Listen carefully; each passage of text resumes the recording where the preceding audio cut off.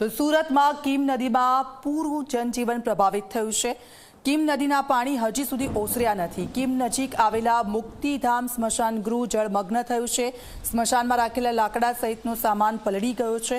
અંતિમ સંસ્કાર અને અન્ય સ્મશાન ગૃહે કરવા મજબૂર છે લોકો। આપ જુઓ સુરતના દ્રશ્યો છે અને આપણે સૌ કોઈ જાણીએ છીએ કે દક્ષિણ ગુજરાત પર વરસાદનું જોર સૌથી વધારે રહ્યું છે અને એટલે જ કેટલાક વિસ્તારો છે કે જેનાથી સખત પ્રભાવિત થયા છે।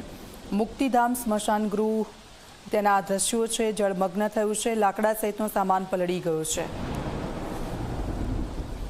સુરત જિલ્લા તેમજ ઉપરવાસમાં પડેલા ધોધમાર વરસાદને પગલે ગતરોજ કીમ નદીએ કહેર વર્તાવ્યો હતો। દ્રશ્ય તમે હાલ પણ જોઈ શકો છો। વરસાદ થંભી ગયો છે પરંતુ કીમ નદીના પાણી છે તે હજુ ઓસર્યા નથી।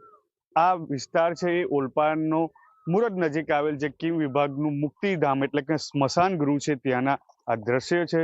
સ્મશાન ગૃહની અંદર પણ કીમ નદીના જે પાણી છે તે પ્રવેશી ચૂક્યા છે અને તેને લઈને હવે જે પણ મૃતદેહ અંતિમ સંસ્કાર માટે આવશે તેમણે આ રીતે ઘૂંટણસમાં પાણીમાંથી પસાર થઈને જવું પડશે। કારણ કે જે રીતે ગત 2 દિવસ ધોધમાર વરસાદ વરસ્યો હતો, ઉપરવાસમાં પણ ખૂબ જ વરસાદ વરસ્યો હતો અને તેને લઈને કીમ નદીએ કહેર વર્તાવ્યો હતો। અનેક ગામો છે તે કીમ નદીના વહેણમાં આવ્યા હતા અને જળમગ્ન થઈ ચૂક્યા હતા। દ્રશ્ય તમે જોઈ શકો છો।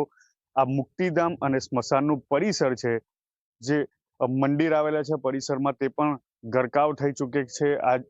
આજુબાજુનો જે સમગ્ર વિસ્તાર છે તે પાણીની અંદર જળમગ્ન થઈ ચૂક્યો છે। સામેની તરફ સ્મશાન ગૃહ દેખાઈ આવે છે તે પણ પાણીની અંદર જળમગ્ન થઈ ચૂક્યું છે। મહત્વનું છે કે સૌથી વધુ અસર કીમ નદીએ ઓલપાડ તાલુકાને કરી છે, જેમાં ઓલપાડ તાલુકાના અનેક ગામો કીમ, મુરદ, બોલાવ, ઉમરાછી, વરોલી, કન્યાસી સહિત અનેક ગામો છે તે કીમ નદીના જળ પ્રવાહમાં આવી ચૂક્યા છે। ગતરોજ હજારો લોકોનું સ્થળાંતર અને રેસ્ક્યુ કરવામાં આવ્યું હતું।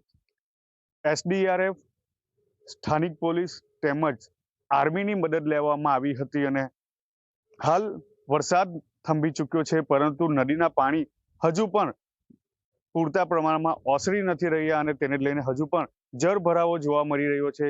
ત્યારે હજુ પણ જે પાણી નથી ઓસર્યા અનેક ગામો જે જળમગ્ન છે તેમાં હજુ પણ ઘૂંટણસમાં પાણી છે થી લઈને લોકો છે તે પારાવાર મુશ્કેલીનો સામનો વેઠવા કરવા મજબૂર બન્યા છે। સંદીપ વસાવા, ઝી મીડિયા, કીમ, સુરત।